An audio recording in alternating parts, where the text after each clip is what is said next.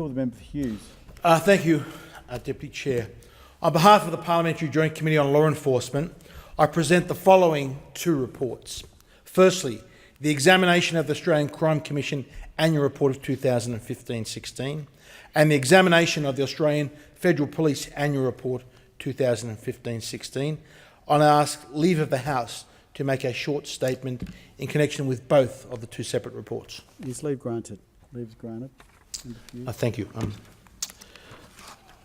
Firstly, in relation to the first report, as the Parliamentary Joint Committee on Law Enforcement has a statutory duty to examine each annual report of the Australian Crime Commission, the ACC, under the Parliamentary Joint Law Committee on Law Enforcement Act of 2010.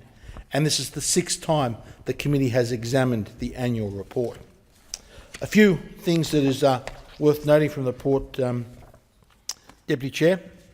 The priorities that the Australian Crime Commission focused on in 2015-16, and these were tackling criminals' activity profit-making, the targeting of criminal wealth number 2 special investigation, the ACC-led Eligo 2 National Taskforce, the contribution to the Criminal Assets Confiscation Taskforce led by the AFP, contribution to the multi-agency Serious Financial Crime Taskforce, also tackling high-risk criminals through the Highest Risk Criminal Targets number 2 Special Investigation, the National Criminal Targets List, the National Target System, automated alerting, and state-specific special investigations, namely the highest risk criminal targets in Victoria and South Australia.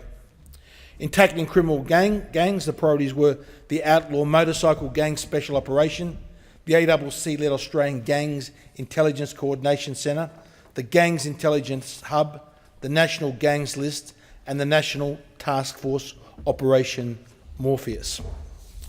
A couple other important things in relation to the report, Speaker, that is worth noting. The international deployments of the ACC. The committee was advised that officers were currently deployed in Hong Kong, Dubai, the US and Canada.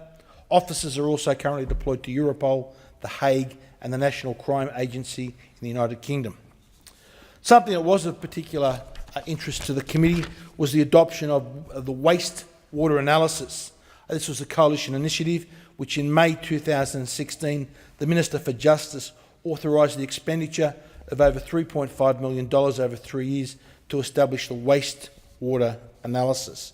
Simply, Deputy Speaker, this tests the wastewater through the sewage system to make an analysis of what drugs are being used in a particular area.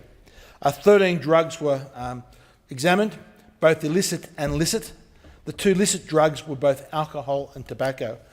Over time, this will give us some very good time series analysis so we can see the trends in these drugs, which we said were both illicit and licit.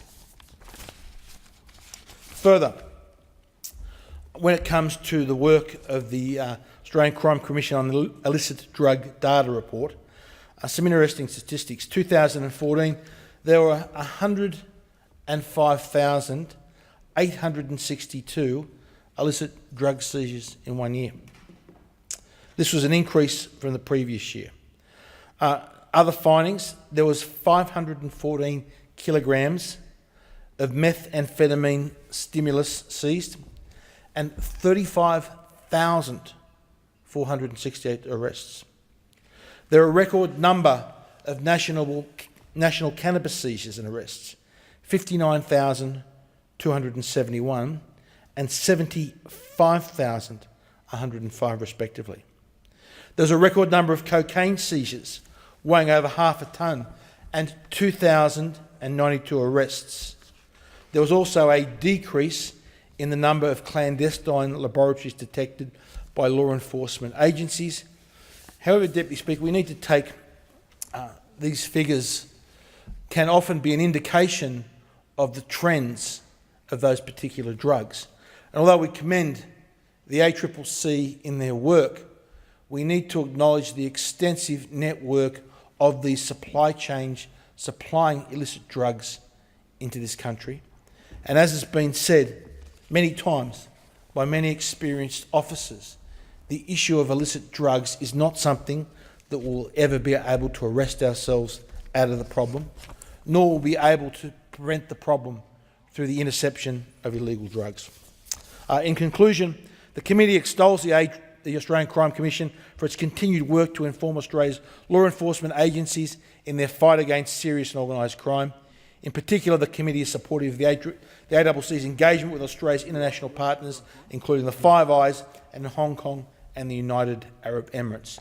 The committee's inquiries into crystal methamphetamines and illicit tobacco have shown a value of fostering cooperative relationships with countries that are known as transit points for illicit commodities coming into Australia.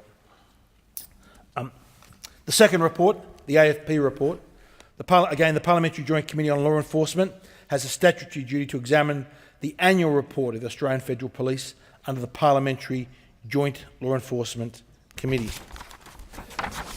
Our AFP is the Australian Government's primary policing agency, which described itself as, and I quote, a key member of the Australian law enforcement and national security community, leading policing efforts to keep Australian interests both safe at home and overseas.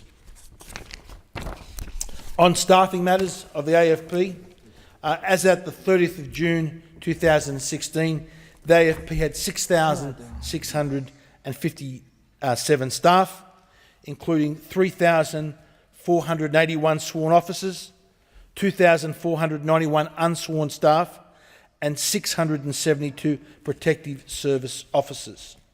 Of these staff, 45% are located outside the AFP's headquarters in the ACT, with 284 serving overseas and 28 serving in the Commonwealth external territories.